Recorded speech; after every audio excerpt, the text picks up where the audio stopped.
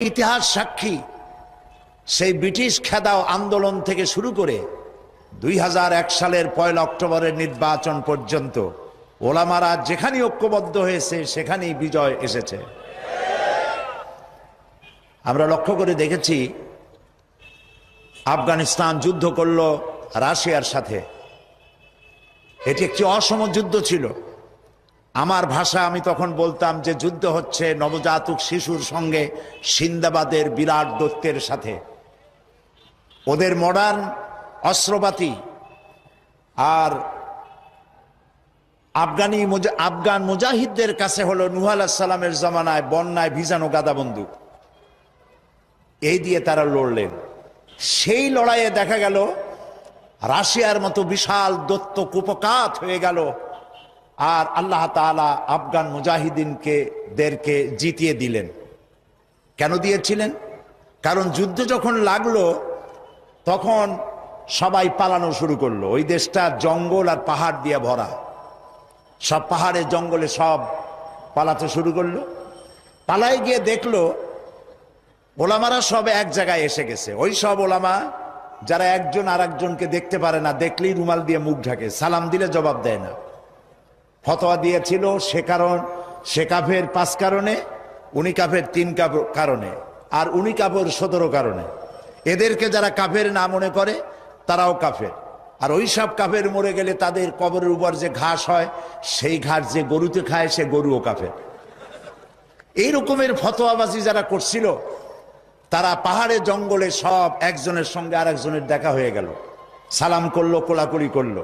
ব্যাপারটা ছিল এরকম, একজন বলছিল যে আমার ছেলেরা গেল মামু বাড়ি, মেয়েরা গেল নানা বাড়ি, বউ গেল তার বাপের বাড়ি, আমি গেলাম আমার শ্বশুর বাড়ি, যাই দেখি আমরা সব এক জায়গায়।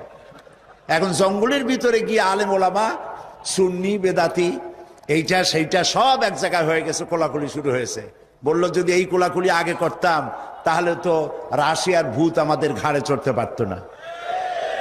সুতরাং 9 বছর যুদ্ধ চললো। এই 9 বছরের অসম যুদ্ধে ওলামাদের ঐক্যের কারণেই আল্লাহ পাক আফগানের মুসলমানদেরকে ইসলামী রাষ্ট্র প্রতিষ্ঠার সুযোগ করে দিয়েছিলেন। আবার যে পতন ঘটলো তাও মুজাহিদ আলেমদের মধ্যে যখন তাফরিকার সৃষ্টি হলো, ইখতিলাফ তৈরি হলো, একে অপরকে সন্দেহ করলো, দেখতে পারলো না, ভালো লাগলো না, সালাম কালাম করলো না, আবার কপাল পুড়লো, আবার বুশ এসে এদের হুশ নষ্ট করে দিল। আফগান আবার চলে গেল আরেকজনের দখলে।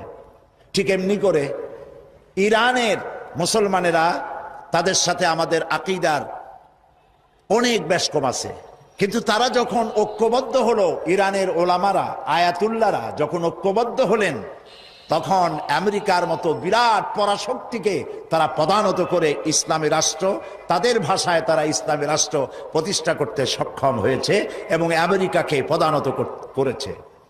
এখানে আয়াতুল্লাহ খমিনীর একটি কথা আমার মনে পড়ে, কি সাহস তার! ইমান আকীদা যাই থাকুক, আকীদার প্রশ্নে আমরা আপোষ করব না, কিন্তু এই কথাটা তো বলতেই পারি। যখন আমেরিকা তাকে বলেছিল যে আমার দূতাবাস থেকে যে 56 জনকে গ্রেফতার করা হয়েছে আমেরিকান, এদেরকে ছেড়ে দাও, তা না হলে তোমার খাদ্য রসদ আমেরিকা থেকে যত সাহায্য যায় সব বন্ধ করে দেওয়া হবে। আয়াতুল্লাহ খমেনি জবাব দিয়েছিলেন আমেরিকান প্রেসিডেন্টকে, তুমি কারে খাবারের ভয় দেখাও? যেই জাতির বছরে 1 মাস না খাইয়া থাকা ফরজ, সেই জাতি তোমার খাবারের অপেক্ষা করবে?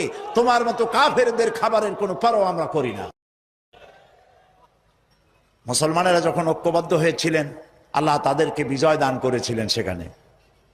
ঠিক এমনি করে পাকিস্তানে যখন সর্বশ্রেণীর ওলামায়ে কেরাম মুত্তাহিদায়ে আমল, মজলিস মুত্তাহিদায়ে আমল এ নাম করে যখন একটি সংগঠন কায়েম করলো, সমস্ত ফিরকার মাকতুবায়ে খেয়ালে সমস্ত আলেমরা যখন ঐক্যবদ্ধ হলো, পৃথিবীকে অবাক করে দিয়ে ইসলামী শক্তি সেখানে বিজয় লাভ করলো।